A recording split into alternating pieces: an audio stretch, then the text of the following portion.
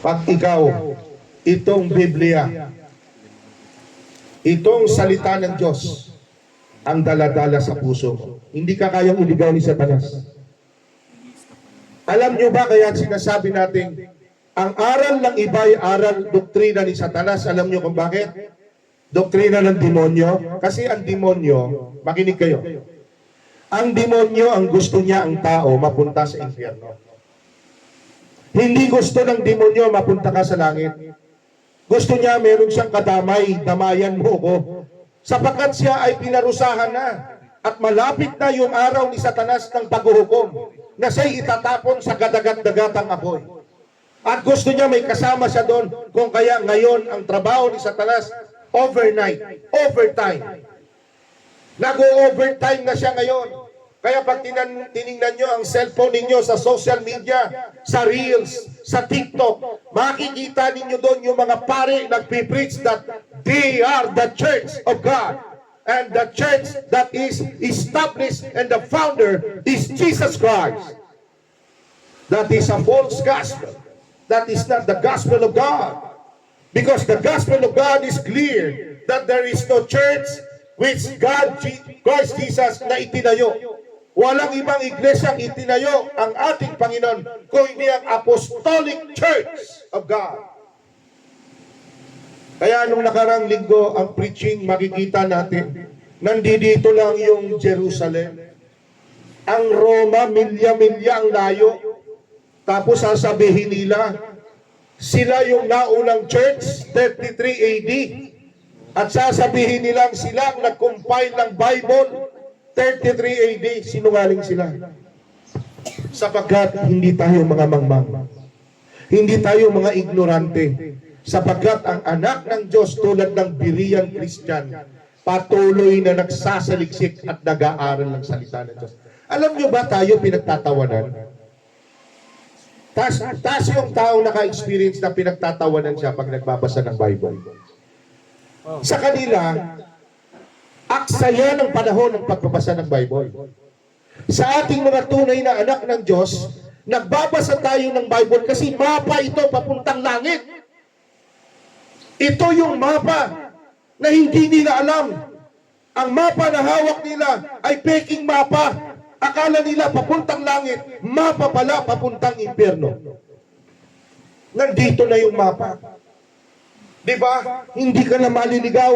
Because the Bible says, I am the light of the world. Jesus is the light of the world. Jesus is the only way. Sabi niya, I am the way, the truth, and the life. And no one comes to the Father but through me. Ako ang daan. Ako ang katotohanan. At ako ang buhay. Meron pa ba? Wala na. Si Jesus lang. Hindi ka papasok ng langit by keeping the law. Nakasala ka ngayon, pumatay ka ng tao, bukas magbibigay ka ng pera sa mahihirap. Magpapakain ka sa mahihirap para mabura ang kasalanan mo. Kasi ito yung utos eh. Magpakain ka sa mahihirap, mayaman ka, magbigay ka ng pera, patatawarin ka ng Panginoon. Blasphemy in the name of God. Kaya sinabing, bakit ako mahihiya? Pinatawad na ako ng Panginoon eh. Maling doktrina. Maling katotohanan. Ang tawag sa kanila ay mga professing Christian. Hindi sila mga possessing Christian. Pag sinabi mong professing Christian, nagpo-profess lang. Sa bibig lang sila Kristiyano. Sa bunganga lang sila Kristiyano. Hindi sa puso. Pag sinabi mong possessing Christian, na-possess ka ng Espiritu ng Diyos. Binagong buhay, nagbago ang buhay mo. Dati kang mamamatay tao, ngayon ayaw mo nang pumatay ng tao. Dahil takot ka na sa Diyos. Dati kang magnanakaw, ayaw mo nang magnakaw dahil takot ka sa Diyos. Dati kang sinungaling, ayaw mo nang magsinungaling dahil takot ka sa Diyos. Dati kang basagulero, dati kang walang hiya. Ngayon na walang pagiging walang hiya mo bilang isang walang hiyang tao, kundi naging walang hiya ka na, yung hindi ka na nahihiya. Dahil ang Diyos ay kasama mo na, hindi ka na nahihiya na magpahayag ng salita ng Diyos. Alam nyo, Naawa ko sa mga tao pag tinatawanan tayo.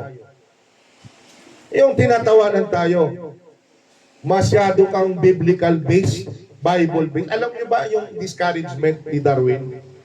Ang simbahan is the foundation of faith. Eh, pag ako nakaharap niya, hindi lang debate, argumento. Pakita mo sa Bible that the Church of the Roman Catholic is the foundation of faith. Pakita mo.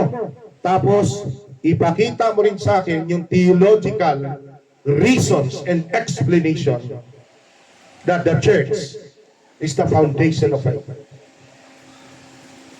Alam niyo po kami, bago po kami tumayo dito sa pulpito, may training po sa amin. Ang training sa amin, paano mo ipaglalaban ang Bible verse ng kaligtasan sa pamamagitan ng paggamit din ng salita ng Panginoon. Ang tawag dyan, the subject of argumentation. Ia-argue mo yun. Ipaglalaban mo yun. Amen? Kaya ikaw, pag nalaban mo ang katotohanan, hindi ka professing Christian. Possessing Christian ka na, na-possess ka na. Kaya kapag ka ikaw ay galing sa simbahan yung iba, pag galing sa simbahan, nagsimba, nakarinig ng salita ng Panginoon. Yung iba, pag galing sa Bible study, nakarinig ng salita ng Panginoon about kaligtasan. Paglabas, parang mga tigre. Nasaan ba yung mga hindi Kristiyano dyan? Masiran nga ng Bible. Yan dapat ang damdamin ng isang Kristiyano. Hindi yung patulog-tulog na Kristiyano. Yung Kristiyano dapat matapang, laging gising, at handang magpahayag ng salita ng Panginoon. We are not wasting time in this world. Minsan sa aking buhay, habang ako ay nagtatrabaho, may dumaan sa aking isang kaibigan. Actually, hindi ito kaibigan, kamag-anak. Hindi ko nababanggitin ang kanyang pangalan. Alam ko ang kanyang buhay, from morning hanggang afternoon, ang kaharap niyan, paglabas ng bahay, alak. Inom dito, inom doon, lasing dito, lasing doon. Ang uwi niyan, gabi na, pagapang-pang uwi. Sundalo talaga. At nung sabi ko sa kanya, babahagian kita ng salita ng Panginoon, ang tubig ng buhay, ang sabi niya sa akin, eh kung yan ay pagkakapirahan, makikinig ako. You see, kung gaano ka mangmang at kung gaano katindi at katigas ang puso ng isang tao. Makikinig lang siya kung may pera. Pero dahil walang pera, umalis siya. Aksaya ka ng panahon sa akin. Pero pagharap mo sa Diyos, haharap ka sa Diyos. Pagharap mo sa Diyos, huwag mong sasabihin, Panginoon, kilala kita. Panginoon, ako'y papasok sa iyong karyan. Ngunit sasabihin sa iyo ng Panginoon, anong sabi dito sa likod ko? Hindi lahat ng tumatawag sa akin, Panginoon, Panginoon ay papasok sa karyan ng langit. Yaw lamang gumagawa ng kalooban ng aking amang nasa langit. Yan ang sabi ka. Ibig sabihin, saan ka pupunta? Kung hindi ka papapasukin ng Panginoon, ang pupuntahan mo ay impyerno. At doon sa impyerno, lahat ng kalukuhan mo, lahat ng rejection mo, lahat ng katapangan mo ay maaalala mo. Hindi pala ako matapang. Sapagkat ang pagpasok sa impyerno ay walang exit. Lahat ay puro entrance. Amen? Possessing Christian. Saan ka ngayon nakatayo? Sa liwanag o sa kadiliman?